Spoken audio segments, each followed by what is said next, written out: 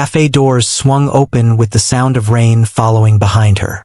A young woman stepped inside, clutching her bag close to her chest as if it were her shield from the world. Her hair was damp, sticking to her cheeks, and her shoes left faint wet prints across the wooden floor. The warmth of the cafe should have been comforting, but the moment she looked around, her heart sank. Every table was filled. She scanned the room carefully, hoping to find a corner seat, a small space where she could disappear into the background. But instead, she was met with quick glances and then deliberate avoidance. A man spread his newspaper wider, blocking the extra chair at his table. A group of friends laughed louder, filling not just their booth but the air itself, leaving no space for anyone else to enter their circle. A woman with a laptop slid her bag onto the chair beside her, making it clear that no company was welcome. The young woman's throat tightened. She pulled her coat tighter, pretending not to notice, pretending she wasn't desperate for a place to rest. Her legs ached from walking all morning. Her heart ached even more from battles no one could see. Yet, she forced a fragile smile as if to convince herself that being unwanted was somehow fine. "It's okay," she whispered under her breath. "I'll stand." She moved to the corner by the wall, trying to make herself small, invisible even. The smell of coffee and fresh bread filled the air, but instead of comfort, it only reminded her how far away she felt from belonging. In a room full of people, she had never felt more alone than in the farthest corner of the cafe. Away from the chatter and clinking cups, sat a man in his 30s and his little daughter. Their table was simple, just 2 cups, one filled with steaming coffee and the other with warm milk, and a scattering of crayons across the surface. The girl, no more than 7, had her tongue peeking out in concentration as she bent over a page.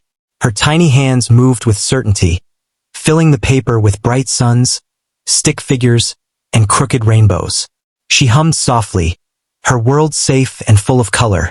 Her father sat quietly, watching her as though she were the most beautiful work of art he would ever see. His eyes carried the weariness of someone who had seen harder days, but his smile was gentle, softened by the presence of his child. Every so often, he sipped his coffee, but most of his attention belonged to her. Her laughter, her drawings, her little stories about the people she imagined on paper. When he glanced up, his gaze shifted across the room. That's when he noticed the young woman standing awkwardly by the wall. Something in her posture caught him. A heaviness she was trying to hide, the way she clutched her bag like a lifeline, the tired curve of her smile. He recognized that look. He had worn it once himself in days when the world felt too big and too indifferent. For a moment he just watched, debating whether to say something. But before he could decide, a small hand tugged at his sleeve. His daughter's eyes were wide and innocent as she whispered, "Daddy." She looked sad. "Can we help?" Her words settled deep in his heart, stirring something he could not ignore. The father looked at his daughter, her innocent eyes full of concern, and then back at the young woman by the wall. He could have stayed quiet, let her fade into the background as everyone else had. But kindness, he believed, wasn't meant to stay locked inside. With a gentle smile, he set down his coffee, pushed back his chair, and rose to his feet. "Excuse me," he said softly, his voice cutting through the low hum of the cafe without startling her. The young woman blinked, unsure at first that he was even speaking to her. "Would you like to join us? There's room at our table." For a moment, she just stared at him, caught between disbelief and hesitation. No one else had offered, not a single person. She glanced around again, hoping to find a better option, but all she met were turned shoulders and averted eyes. The kindness in his invitation felt almost unreal, like a fragile light she didn't want to break. Her lips parted, but no words came. Finally, she nodded, her voice barely above a whisper. "Thank you. I'd appreciate that." The father motioned toward the empty chair, and his daughter scooted her crayons aside to make space. "You can sit here," the little girl said with a bright smile. The woman lowered herself into the seat, clutching her bag for a moment before letting it rest on the floor. For the first time that day, the tension in her shoulders eased. She could feel the warmth of being noticed, of being allowed a place, and it was more comforting than the coffee she still hadn't ordered. She wasn't just given a chair. She was given dignity. At first, the conversation was light, as if no one wanted to disturb the fragile comfort of the moment. The father asked if she had been caught in the rain. She nodded with a faint smile, brushing her damp hair back. The little girl giggled as she held up one of her drawings, a lopsided rainbow stretching across the page. "This one's my favorite," she said proudly. The woman's smile grew warmer as she admired it, her voice soft. "It's beautiful. You're a real artist." Bit by bit, the walls around her heart began to lower. Between sips of coffee the father had kindly ordered for her, she found herself speaking, first cautiously, then with a flow she hadn't expected. She told them how she had moved to the city, chasing a dream that once felt so close but now seemed to slip further away each day. She spoke of rejection letters, of doors closing before she could step through, of the heavy loneliness that came with being a stranger in a crowded place. The father listened without interruption, his eyes steady and full of quiet understanding. He knew that kind of weight, the one you carry alone because you think no one else will care.